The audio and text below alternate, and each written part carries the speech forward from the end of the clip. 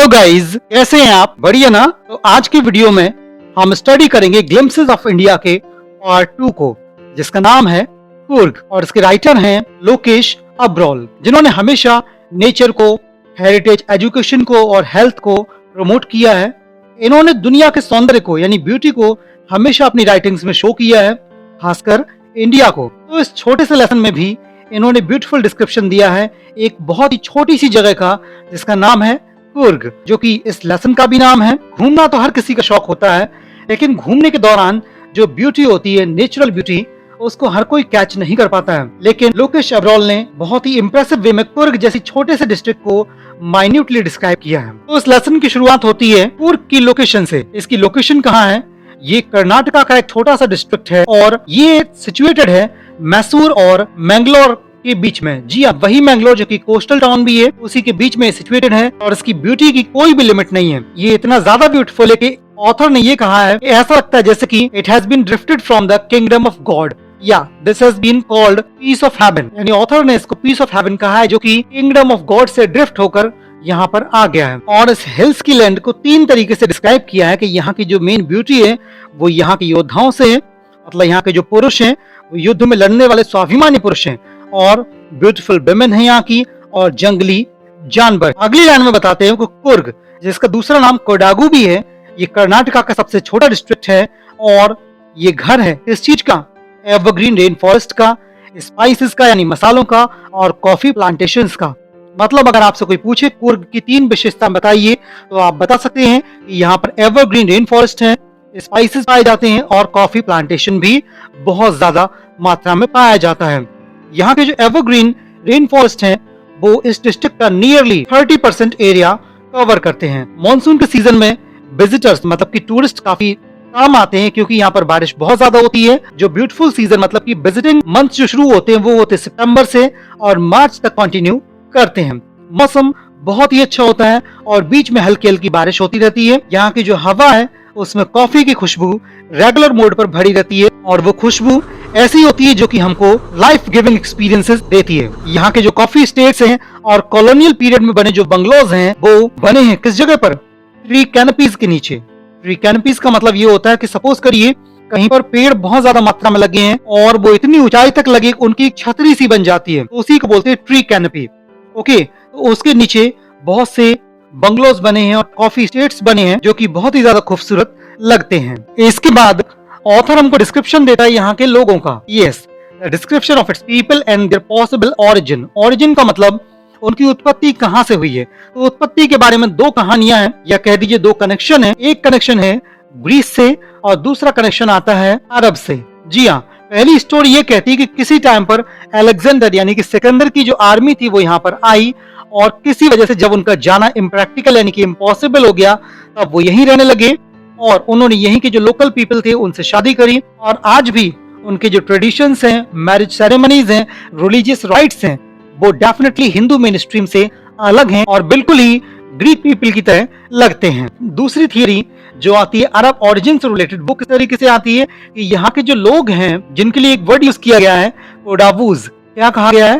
कोडावूज। तो आप कह सकते हैं कुर्ग के लोगों को एक तो कुर्गी कह सकते हैं आप, और सेकंड वर्ड इसके लिए यूज कर सकते हैं कोडावूज। ओके, तो यहाँ के जो कोडावूज हैं वो एक लंबा सा ब्लैक कोट पहनते हैं जिस पर एक बेल्ट होती है, जिस पर एम्ब्रॉयडरी होती है, और उस पूरी उनकी ड्रेस को बोलते हैं कुपिया। What is that?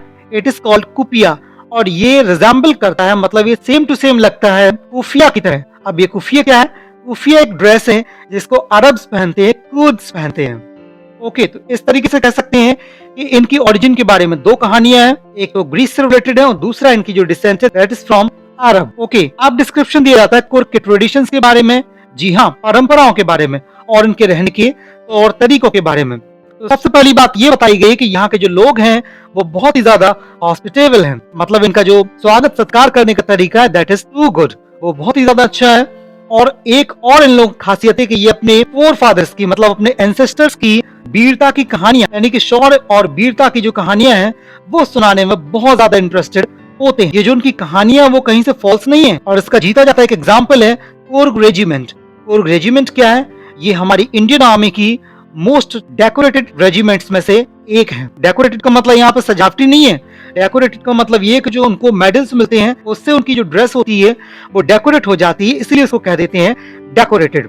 ओके, और जो हमारी इंडियन आर्मी के पहले चीफ थे जनरल कैरियप्पा, वो भी आपको बता दूं एक कुर्गी ही थे। He was also a कुर्गी। Okay, एक सबसे अजीब बात ये, आज भी इंडिया में बिना लाइसेंस के अगर किसी को फायर आर्म्स यानी कि अगर वेपन्स रखने की परमिशन दी जाती है तो वो ओनली कोडावूज ही है। कुर्ग के लोगों को विदाउट लाइसेंस फायर आर्म्स यानी कि वेपन्स रखने की परमिशन दी जाती है। इससे आप एक बात और कह सकते हैं कि ये लोग बहुत ही ज्यादा भरोसेमंद है, मतलब कि रिलायबल लोग हैं, इसीलिए गवर्नमेंट ने भी इनको firearm without licence provide कराई है। अब नंबर आता है यहाँ की फॉरेस्ट का, यहाँ की हिल्स का।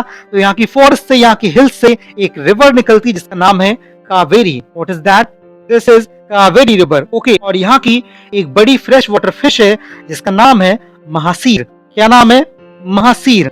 अब यहाँ की जो डिफरेंट नेचुरल वेराइटी, मतलब की जो बायोडाइवर्सिटी है, दैट इज टू डाइवर्स। यहाँ पे किंग फिशर जो है वो अपने कैच के लिए डाइव करता है, जो स्क्वेरल्स यानी कि गिलहरी होती है और जो लंगूर होते हैं वो पेड़ों पर बैठकर फल खाते हैं और आधे खाए हुए फलों को नीचे पानी में फेंकते हैं। इसलिए दो पर्पज होते हैं उनके, एक तो मिसचीफ करने के लिए, मतलब कि शैतानियां करते हैं, और दूसरा जो उनके फलों को फेंकने से जो स्प्लैश होता है यानी जो छपाक की आवाज आती है और जो रिपल्स क्रिएट होती हैं उससे उनको मजा आता है। यहाँ के जो एलिफेंट्स हैं वो नहाना एंजॉय करते हैं और उनके महावत भी उनको नदी में स्क्रब करके नहलाते हैं। उसके बाद कुर्ग का जो एटमॉस्फेयर है उसका बहुत ही ब्यूटीफुल डिस्क्रिप्शन लोकेश एब्रोल ने दिया है। तो वो कहते हैं कि यहाँ पर आने के बाद जो लेजीएस्ट पर्सन होते हैं ना, वो भी एकदम एक्टिव मोड पर आ जाते हैं और यहाँ पर आने के बाद डिफरेंट काइंड्स के जो एडवेंचर होते हैं उसमें पार्टिसिपेट करना शुरू कर देते हैं। अब एडवेंचर कौन कौन से हैं? रिवर राफ्टिंग है, यहाँ पर कैनोइंग है, रैपलिंग है, रॉक क्लाइंबिंग है और माउंटेन बाइकिंग है। रिवर राफ्टिंग आप जानते हैं कि नदी की तेज धारा में एक छोटी सी नाव से चलना होता है। कैनोइंग का मतलब होता है एक छोटी सी नाव से चलना।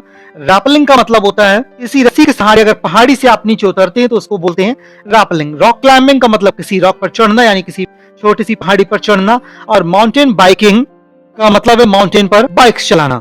यहाँ पर ट्रैकर्स भी आते हैं और उनके लिए अलग अलग वॉकिंग ट्रेल्स बनाए गए हैं। यहाँ के जो वर्ड्स हैं, बीज यानी कि मधुमक्खियां हैं और बटरफ्लाइज हैं, वो यहाँ पर आपको कंपनी देती है। मीन टू से you will never feel alone. आप कभी भी यहाँ पर अकेला फील नहीं करेंगे क्योंकि यहाँ पर बर्ड्स मिलेंगी, बीज मिलेंगी, बटरफ्लाइज मिलेंगी और पिकॉक्स मिलेंगे, मालाबार स्क्विरल्स मिलेंगे, लंगूर्स मिलेंगे और एक और स्लेंडर लॉरस। स्लेंडर लॉरस का मतलब एक डिफरेंट काइंड ऑफ मंकी होता है। मकॉक भी एक मंकी होता है, स्लेंडर लॉरस भी एक मंकी होता है और ये पेड़ के ऊपर से बैठकर रेगुलर मोड पर आप पर नजर रखते हैं। मीन टू से they will never let you feel alone. हालांकि लोकेश एब्रोल कहते हैं कि जब एलिफेंट्स निकलते हैं तो मैं तो एक साइड हो जाता हूं और उनको निकलने के लिए रास्ता दे देता हूं, because they are the wild elephants. Okay, उसके बाद नंबर आता है यहाँ की हिल्स का। अगर ब्रह्मगिरी हिल्स पर आप चढ़कर पहुंच जाते हैं तो वहां से जो आपको पैनोरामिक व्यू मिलता है, पैनोरामिक का मतलब होता है पूरा एक वाइड व्यू। ऑब्वियस सी बात है कि अगर आप किसी ऊंची जगह पर चले जाते हैं तो आपको एक बहुत ही वाइड व्यू मिलता है, मीन टू से आपको सब कुछ दिखता है वहां से। तो अगर आप ब्रह्मगिरी हिल्स पर पहुंच जाते तो वहां से आपको कुर्ग का जो मिस्टी लैंडस्केप है उसका पूरा पैनोरामिक व्यू मिल जाता है। इसके बाद एक रोप ब्रिज आता है। रोप ब्रिज से आप पहुंचते कहां पर? 64 एकड़ के आइलैंड में, जिसका नाम है निसर्ग धाम। क्या नाम है? निसर्ग धाम। उसके बाद आपको बोनस के रूप में मिलेगा यहाँ पर इंडिया का सबसे बड़ा तिब्बतन सेटलमेंट, या यहाँ पर बुद्धिस्ट मंक्स रहते हैं जो कि आपके लिए एक बोनस होगा। और कहां पर रहते हैं? बायलाकुप्पे के पास में रहते हैं। ये मंक्स बड़े इंटरेस्टिंग वे में रहते हैं क्योंकि इनका जो पहनावा होता है वो डिफरेंट कलर्स का होता है। कलर्स भी कौन कौन से? They are in red, ochre and yellow. Ochre का मतलब होता है लाइट रेड कलर। हिंदी में आपने सुना होगा गेरुआ। तो वो गेरुआ वस्त्र पहने होते हैं, रेड कलर के वस्त्र पहनते हैं और येलो कपड़े पहनते हैं। वो बहुत ही ब्यूटीफुल लगते हैं और वो आपको सरप्राइज कर देते हैं। डेफिनेटली यहाँ पर जो विजिटर्स आते हैं जो कि इंडिया के हार्ट एंड सोल को डिस्कवर करना चाहते हैं, उनके लिए ये बहुत ही सरप्राइजिंग थिंग होती है। यहाँ पर आने के बाद कोई भी विजिटर डिसअपॉइंटेड फील नहीं करता है। They always feel very happy in this region. So guys, this was the lesson. This was the beautiful description of the small district of Karnataka that is known as Coorg or Kodagu. Okay guys, see you in the next video. Till then, stay happy, keep smiling, keep learning. Thank you so much for watching.